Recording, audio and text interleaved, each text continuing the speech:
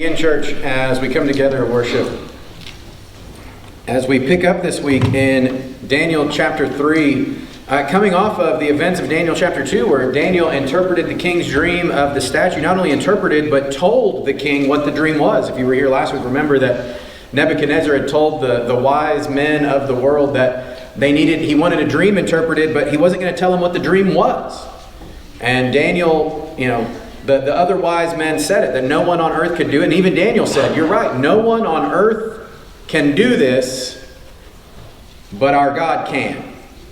And he did, and gave Daniel what the dream was and the interpretation. And Daniel went and told Nebuchadnezzar what the dream was and the interpretation. And at the end of chapter 2 last week, we read that Nebuchadnezzar put Daniel and then Meshach, Shadrach, and Abednego in places of control. He gave them leadership positions. Daniel was in the king's court. And then we get to Daniel chapter 3.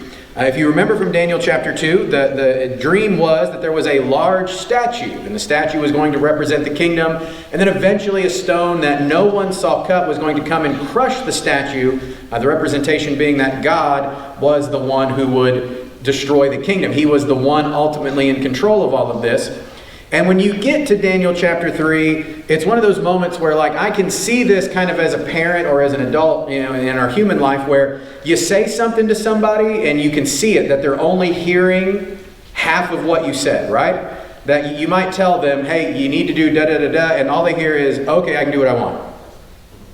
Right? That premise, you've ever had a kid, you've worked with this kid, you've talked to this kid, and you've told him, hey, I need you to not go outside and destroy things. And the kid says, so I can destroy stuff.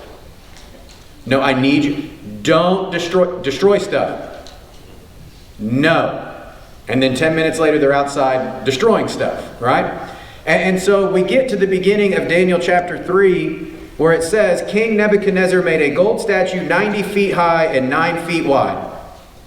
I could almost imagine Daniel kind of looking at him going, dude, right? We just talked about this, right? I just interpreted the dream. This is a bad idea, right? But you can see where Nebuchadnezzar goes, so I have to build a statue, right? And everybody going, sir, you missed the point, right? You missed the point. The point was that there's a God who's bigger than you, and he'll destroy this. But all Nebuchadnezzar heard was statue. So he builds this statue, and we continue, set it up on the plain of Dura in the province of Babylon. King Nebuchadnezzar sent word to assemble the satraps, prefects, governors, advisors, treasurers, judges, magistrates, and all the rulers of the provinces to attend the dedication of the statue that King Nebuchadnezzar had set up. So he goes and gets everybody, right? Verse 3 continues. So the satraps, prefects, governors, advisors, treasurers, judges, magistrates, and all the rulers of the province assembled for the dedication of the statue the king had set up. And they stood before the statue Nebuchadnezzar had set up. So Nebuchadnezzar builds this massive thing, tells everybody who's anybody, you need to be here at the dedication. And of course, for them wanting to be observant to the king's wishes, they show up. Right? They come. You imagine that it's not uncommon today. We see this in a different form today. Obviously, right now in the city of San Antonio, they're adding on to the airport, correct? When they started that process for the first few shovelfuls of dirt, who was there? Well, the mayor was there, and all these city leaders were there, and they handed them all these shovels with golden tips on it so they could ceremoniously move the first bit of dirt, right? And then those people left, and who came? The people who were going to do the real work. Right? And actually finish this thing. But guess who's going to show back up when it's time to open the airport? Right? All those city workers and all these people, all these contractors that have done all this work aren't going to be there. Or if they are, they're going to be off camera in the back, right? Don't you wander in front of the important people. Because when the mayor and all the city people show back up, the city council, they're going to take a big pair of scissors and cut a ribbon to open this airport and act like they were there every day making sure it was done. Right? That's how this works. And so we see what's happening here. Nebuchadnezzar's bringing everybody into the dedication of this statue. And then we get to verse 4, and it says, a herald loudly proclaimed, people of every nation and language, you are commanded, when you hear the sound of the horn, flute, zither, lyre, harp, drum, and every kind of music, you are to fall down and worship the gold statue that King Nebuchadnezzar has set up. But whoever does not fall down and worship will immediately be thrown into a furnace of blazing fire. Therefore, when all the people heard the sound of the horn, flute, the zither, the lyre, the harp, and every kind of music, people of every nation and language fell down and worshipped the gold statue that King Nebuchadnezzar had set up. Which, for just the humanistic existence point, makes total sense, right? If you're telling me either get down and worship the statue or die a fiery death, I'm going to choose statue. The average person's going to choose statue, right? The good news for us as believers is we are no longer average people. We become decidedly more than average because of our relationship to our God. The average person is going to do exactly that because the average person knows fire equals death. Right? If you get thrown in this furnace, you're going to die. They're going to choose life over this. You think about this for us today. There are still countries around this world, nations around this world, where if you are not totally obedient to the ruling class, they'll kill you. I just watched a documentary here recently about a British traveler into North Korea. He was one of the first people that got to go back into North Korea after COVID, and he was documenting his trip. And the devotion the people have to show to their leadership is that of what we see right here. That when the supreme leader of North Korea walks into a room, they are to act like that is the best thing that's ever happened in these people's lives. And if they don't, they'll be killed. That's what's being asked for here. This kind of devotion that we would look at it and go, we would use words like, that's crazy, that's insane. Why would you do that? Like, why would you, like you live in abject poverty. They abuse you. They take everything and make themselves rich and make you suffer. Why would you worship this guy this way? Because they know the alternative is death. And they're going to choose to keep breathing air over certain death. And that's what we see here. These people are choosing life over death. Even if they're not actually worshiping. Of course, there are going to be some hardcore believers that fall down and are legitimately worshiping. But there's going to be plenty of people that just do what? They're just going to go through the motions. You tell me I got to kneel at this thing so I can live? Fine. Kneel. Yay, Nebuchadnezzar. Move on. Right? And they're going to tell their friends and family, hey, just do it and move on. Get over it. You've all heard this before in your life, haven't you? Somebody telling you, just do it and move on. And with certain things, right, like eating your vegetables, just do it and move on. But with things like this is one of those moments where as believers, we have to draw a line. In 1936, the Olympics were held where? Anybody know? Berlin, Germany. At the time, Adolf Hitler had come to power as the Chancellor of Germany. It was not long before or just after this that Time magazine declared him the ruler Germany needed. Upon entering into the Olympic Games, all the nations were told as you pass by his box, you are to dip your flag in respect of the newfound leader of Germany. Right up until the United States came by, who promptly left their flags upright and changed nothing about what they were doing in front of him. Incensing Hitler angered him very much. There wasn't much he could do with the public eyes on him, but Hitler greatly declared, that's fine, we're going to win these games and we're going to dominate every aspect of this and show how we are the best nation on the earth. And then Jesse Owens said, hold my track cleats.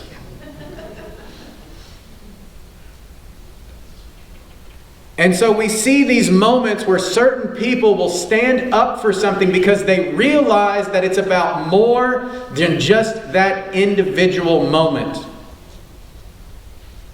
And so we see what happens here in verse 8. Verse 8 continues. It said, some Chaldeans took this occasion to come forward and maliciously accuse the Jews. Now it says maliciously. They're not lying here, right? They're not going and saying anything that the Jews weren't doing. But they're using this as an opportunity to improve their position. So it's not like the Jews were worshiping the statue and they're lying about them. They weren't. Right? So Meshach, Shadrach, and Abednego here in a minute, when they get accused, they're going to have to say, yeah, we're doing that. And let me tell you why. So it continues. And so it says in verse 9, they said to King Nebuchadnezzar, may the king live forever. You as king have issued a decree that everyone who hears the sound of the horn, flute, zither, lyre, or harp, drum, and every kind of music must fall down and worship the gold statue. Whoever does not fall down and worship will be thrown into a furnace of blazing fire. And so to this point, Nebuchadnezzar would be, okay, yes, I said that. Yes, that's the punishment. Let's get on with this. Verse 12, there are some Jews you have appointed to manage the province of Babylon, Shadrach, Meshach, and Abednego. These men have ignored you, the king. They do not serve your gods or worship the gold statue you have set up. And so they kind of purposely bury the lead here, right? Because we're just coming off where Nebuchadnezzar had given these men power. Right? And so when these names come out of these people's mouths, you can almost imagine Nebuchadnezzar going, I just gave them something. Why wouldn't they want to praise my name? Why wouldn't they say I'm amazing and all? Why wouldn't they do, like, I've given them everything. Right? And if you're a king who thinks that everything sets and falls with you, that is naturally what you would think. Because we see in 13, then in a furious rage, Nebuchadnezzar gave orders to bring in Shadrach, Meshach, and Abednego. So these men were brought before the king. Nebuchadnezzar asked them, Shadrach, Meshach, and Abednego, is it true that you don't serve my gods or worship the gold statue I have set up? And so we see here, Nebuchadnezzar's giving them a chance to say what? Of course we're doing what you told. You're the king. Of course we're going to do what you've told us to do. Right? They don't know what they're talking about. 15. And I love the statement written here because it says, now if you're ready. Right? Nebuchadnezzar doesn't tell them, hey, do it right now. He gives them an out, doesn't he? He says what? If you're ready. And so I always wonder, me studying, and I've talked to seminary professors about this, like, it's one of those moments that you'd want to ask, right? Like, what if they said they weren't? Right? What if Meshach, Shadrach, and Abednego said, it's just, this leg's just, they're really sore today, and I don't know if I can bend. Like, could we put this off? Like, is Nebuchadnezzar going to be like, oh yeah, we'll wait. Right? You just tell us when you're ready. Right? In reality, what's Nebuchadnezzar saying? Now. You're doing this now. Right? This is like a parent asking a child, hey, are you ready to clean your room? Right? As a parent, what are we really saying? Go clean your room. Right? It's anything, right? Anybody. If a boss, hey, are you ready to do that project? What's your boss saying? Go do the project. It's time, right? I'm asking if you're ready. In reality, I don't care, right? Go do it. That's what I'm saying. And so, as a teacher, I've said the same comment, right? I'll ask kids, hey, are you ready to do your work? Don't care if you say no, you're doing it anyway, right? Go do it. And so we see here, he asks, if you're ready, when you hear the sound of the horn, flute, zither, lyre, harp, drum, and every kind of music, fall down and worship the statue I made. But if you don't worship it, you will immediately be thrown into a furnace of blazing fire. And then this next statement, I think, is what seals it for these three guys. And who is the God who can rescue you from my power? Right? That statement of, what is your God going to do to me? Right? Now these three have just come from their friend Daniel, who literally interprets the dream that he was never told.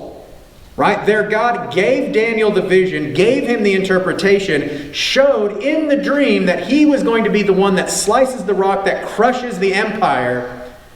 And then this human king is going to look at them and say, who's more powerful than me? As I was researching and studying this week, one of the things that, occasionally pops up if you get on some YouTube rabbit holes are, sometimes I run into weird videos, right? You watch certain things and it advocates for other things. But a video that popped up this week that really kind of played to me for this was, there used to be a man he's still around, he didn't die, but he was on YouTube and he goes by the name Charlie Zelenoff, if you've ever heard of his name. And he declared himself to be the world's greatest boxer. And he made a habit out of going to boxing gyms, and he would ask people to spar with him, and before they were ready, he'd start hitting them. And then when they backed off or said, "Hey, what are you doing? This isn't a spar. You're not sparring right. You're just attacking me." He would go, "Well, then I win. Chalk another win in the win column, and I'm still undefeated." Right? So he was an assault artist is what he was. And he would always say that there's no one on the planet that could box with him, that he would beat any fighter on the planet. And at the time, the world heavyweight champion, I think he was light heavyweight, he may have been heavyweight champion, was Deontay Wilder. And Deontay Wilder was widely known to have one of the strongest right hands in the history of boxing, and somehow this crazy individual got his hands on the phone number of Deontay Wilder and called him and left a message that said, "If I ever see you in public, you and I are going to fight, and I'm going to knock all your teeth out." Deontay Wilder showed up at a boxing gym the next day and happened to run into this person. And there was a recorded boxing match between these two. It went about how you would expect.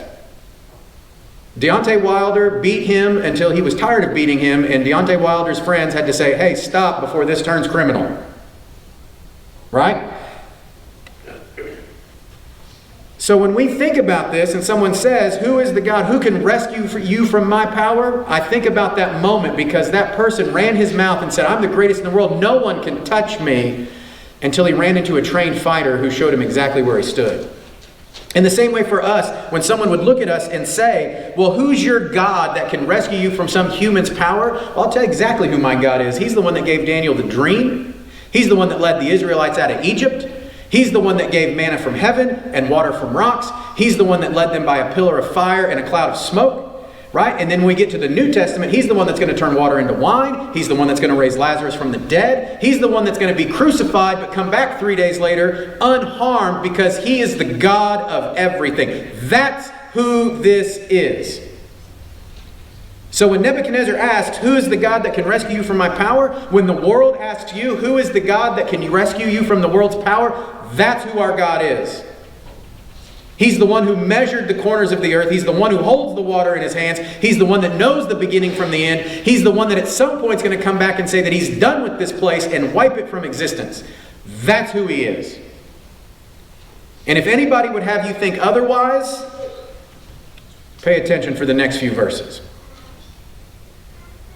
Because verse 16 continues and it says, Shadrach, Meshach, and Abednego replied to the king, "Nebuchadnezzar, we don't need to give you an answer to this question." Which I just love the boldness on these guys, right? Like, we don't need to answer this.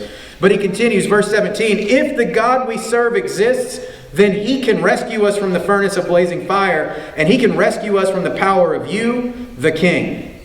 You see that right there, that if our God exists, he can absolutely do these things. No questions asked. But I love the follow-up in 18. "But even if he does not rescue us, we want you to know that we will not serve your gods or worship the gold statue you set up." Right? He said it earlier, right? It's a double victory. Right? Either our God rescues us, or we get to go be with him. Either way, we win. Either way, we are not worshiping your statue. Either way, you're not going to get what you want. Now you can imagine, I imagine Shadrach, Meshach, and Abednego here, they're not trying to be disrespectful. I would guarantee you, when they talk to the king here, they're telling the king, "Listen, we get where you're coming from. This is where we're coming from, and we will not cross this line." So then we see here, verse 19, "Then Nebuchadnezzar was filled with rage, and the expression on his face changed towards Shadrach, Meshach, and Abednego." So we see that moment, right? Nebuchadnezzar goes into this thinking that all he has to do is ask them, and they'll do what? They'll follow instructions. They'll bow before the statue. They'll sing praise unto him. But when he knows, it's not going to happen. Nebuchadnezzar feels backed into a corner. And this is exactly what happens when believers do not give in to the world. When you don't give in to the world, and the world feels backed into a corner, it is going to attack. It is going to come out at you and come after you as a believer. As believers, when the world does that, keep doing what you're doing. Because you're doing the right thing. When the world feels like it has to come after you, Jesus says it, right? In the New Testament, he flat out tells us, when the world persecutes you on my behalf, count it as blessing. Because you've been deemed worthy enough to suffer on my behalf. Right? When the world begins to come after the church, right? When the government comes after the church, because it's going to happen. We see it scripturally. Right? When the government comes after the church and we need to be bold enough to stand up and tell those in leadership, no, we will not do these things because it goes against our belief in our Creator, God. And they say, well, we're going to do X, Y, and Z to you. Then we need to be able to stand up as a people group and say what? Do it. Because my God's bigger than you. And we see what happens right here. Nebuchadnezzar changed. He's filled with rage. He gave orders to heat the furnace 7 times more than was customary. And he commanded some of the strongest soldiers in his army to tie up Shadrach, Meshach, and Abednego and throw them into the furnace of blazing fire. So these men in their trousers, robes, head coverings, and other clothes were tied up, thrown into the furnace of blazing fire. And since the king's command was so urgent and the furnace extremely hot, the raging flames killed those men who carried Shadrach, Meshach, and Abednego up.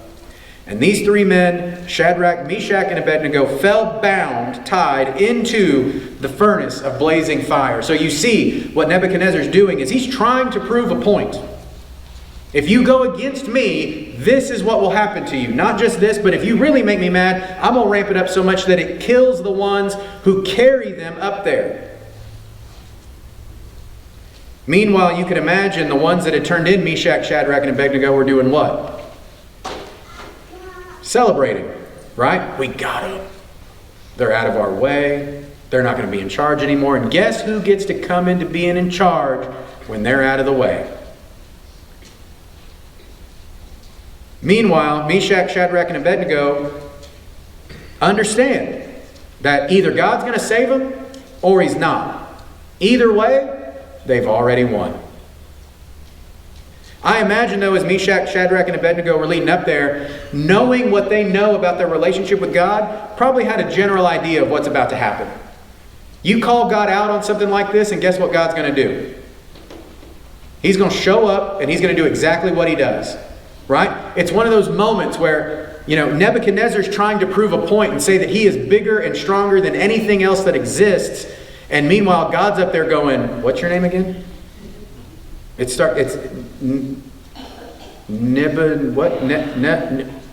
hold on, I'll get it.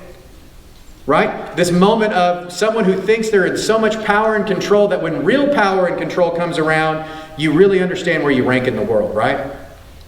Nebuchadnezzar's about to figure out real quick where he ranks in the grand scheme of things in comparison to the God of all creation. Because we see 24. And if you read this at the end of 23, in reality, there's not time that passes here. It's not like they fell in and they waited a couple of minutes and then they went and looked. They throw them in the furnace and Nebuchadnezzar is expecting them to be dead instantly. Because the passage of time from 23 to 24, it says this, they're thrown in, then King Nebuchadnezzar jumped up in alarm. He said to his advisors, didn't we throw 3 men bound into the fire? So we see that they're thrown in and instantly Nebuchadnezzar says, wait a minute, we only threw 3, right? Yes, of course, your majesty, they replied to the king. 25, he exclaimed, look, I see 4 men. Not tied, walking around in the fire unharmed, and the 4th looks like the son of the gods. Some of your scriptures may say, or God, divine being. Right? Depending on what it is. So you see there that Nebuchadnezzar sees what has happened. Exactly what Shadrach, Meshach, and Abednego said would happen. Either he's going to save us, or he's not. Now, as believers, we look at this and go, of course God's going to do this, right? Of course God's going to show up and do exactly what He does and rescue them in this way. So much so that Nebuchadnezzar looks in and says, not only are there 4 in there, they're no longer tied up, and they're walking around enjoying themselves. Now you imagine that, right? You've been around a bonfire before. You've been around a fire that gets so hot that you don't want to get close to it, right? That you always see it when that fire is hot enough. There's like a line of people, right? You know what that line means, right? That is the safe to approach line. And if you get closer, it's going to be hotter.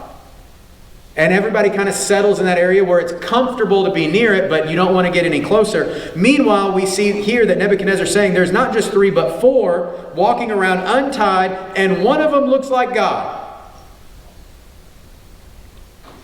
And so we see 26, Nebuchadnezzar then approached the door of the furnace of blazing fire and called, Shadrach, Meshach, Abednego, you, servants of the Most High God, come out. So we see here Nebuchadnezzar now knows where he ranks. Because this was something he could not do. Nebuchadnezzar's power was limited to throwing them in the furnace. After that, it's out of his control. There's nothing more he can do at that point. Even if he wanted to go back, once they were thrown in, you're not rescuing them. You're not getting them out. So when he sees God walking with his people, he now understands that he is no longer the one in control. He is no longer the one with the supreme power. He is no longer the one who has the control that he so desperately desires. But he's seeing the one who does.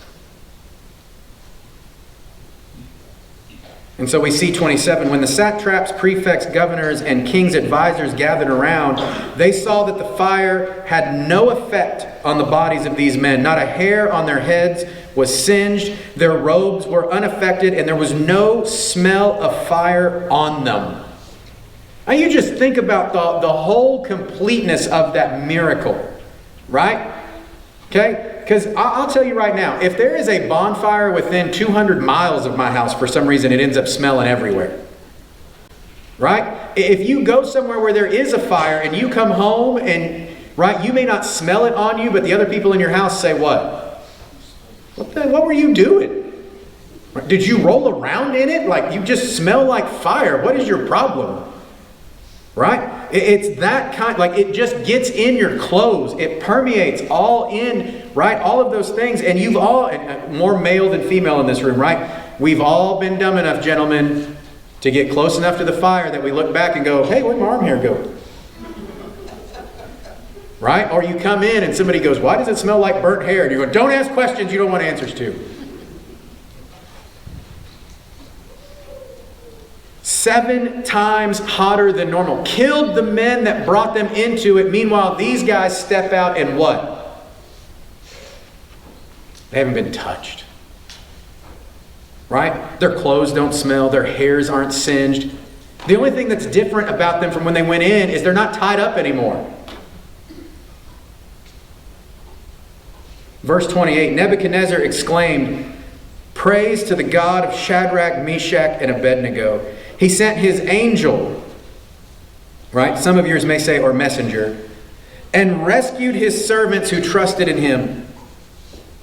They violated the king's command and risked their lives rather than serve or worship any god except their own God. And for us today, church, we need that to be true about us. That it wouldn't matter what is said or comes from anyone in any form of control, that if it violates what God tells us to do as people, our answer is clear. No. Because church, I'm telling you now, there is a time coming, we see it clearly in Scripture, where the world is going to persecute the church. It's coming. And when I say church, I don't mean church like the building. I mean church as the individual, as the believer. It's coming. And it's going to be real convenient for people just to say, well, I can do that. I'll give in a little bit. When the reality is that we as believers are going to need to stand firm and say, no. Now, in talking with seminary professors, and I've talked about it here on some Wednesday nights, I have an idea, at least my personal thought on this is, and I think it'll come in the foreseeable future, is where government is going to come at churches is for tax-exempt status. They are going to come at churches for tax-exempt status and say that if you don't decree certain things, if you don't spout certain things, if you don't espouse to certain things, if you don't allow certain things in your buildings, we're going to take your tax-exempt status. And our answer, my answer from right here, I will tell you right now is, take it. Take it. You want it now, you can have it. because we will not bow the knee. We won't. I won't. And I hope and I pray that there are some of you in here that will stand with me. It won't be easy. It's going to be uncomfortable. Right? If it happens in our lifetimes and we all end up locked up together, then we're going to be like Paul. You want to lock me up? Cool. I'm going to start telling people about Jesus. That's what happens when you play with balloons in church, isn't it? I just heard the exasperated sound of a mother. It sounded like her grandparent.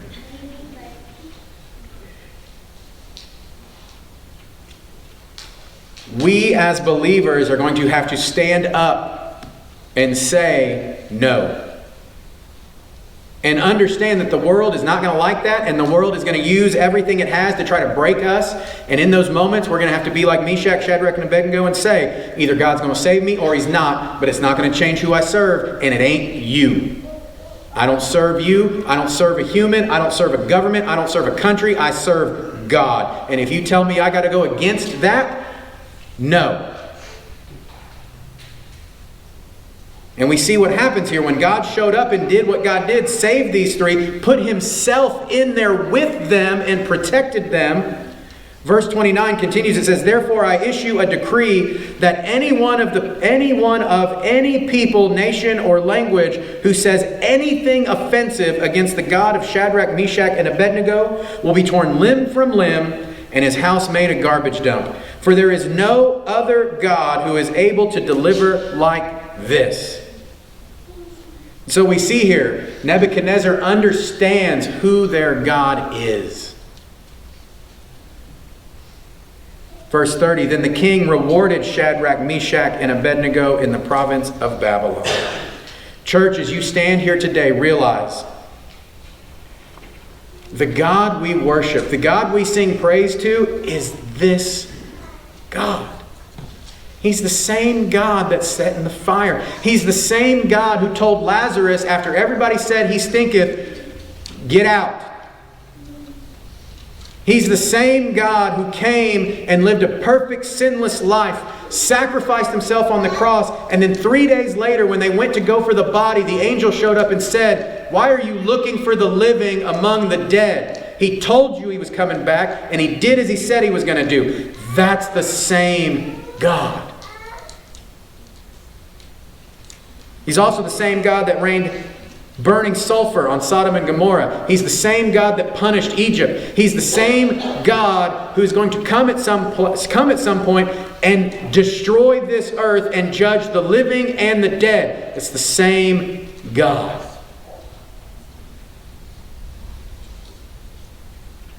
Don't get mistaken, church. Our God is to be healthily respected, right? And I know that healthily is not a word, but we need a healthy respect of who our God is. The understanding that He can just as easily wipe us out. And for Him, it's nothing. But that's not what He wants. He desires to give us blessing. He desires to take care of us. But Meshach, Shadrach, and Abednego prove to us that if we do our part and speak the truth, God will always do His part. So church, the challenge today is clear. Be willing to risk the fire. Be willing to risk the furnace. Stand firm in who your God is. Let us pray. God, we thank You for today. God, we pray that we would all stand firm in who You are. That we would be willing to say, "I'll take the furnace." Because my God is bigger than anything You have to offer.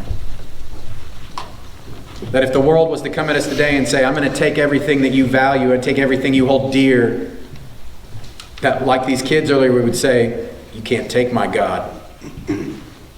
But you can have everything else because it's nothing." God, that we would stand firm in who You've called us to be as believers. God, that we would risk the fire, that we would risk the furnace if it meant furthering Your kingdom. That if just one more could hear the gospel, then the furnace is worth it. God, I pray that we would stand firm, and we would stand emboldened, because we know that you have us on both sides of this life. Either way, we win. And it's because of you. And it's in your name we pray. Amen. Stand with us, church.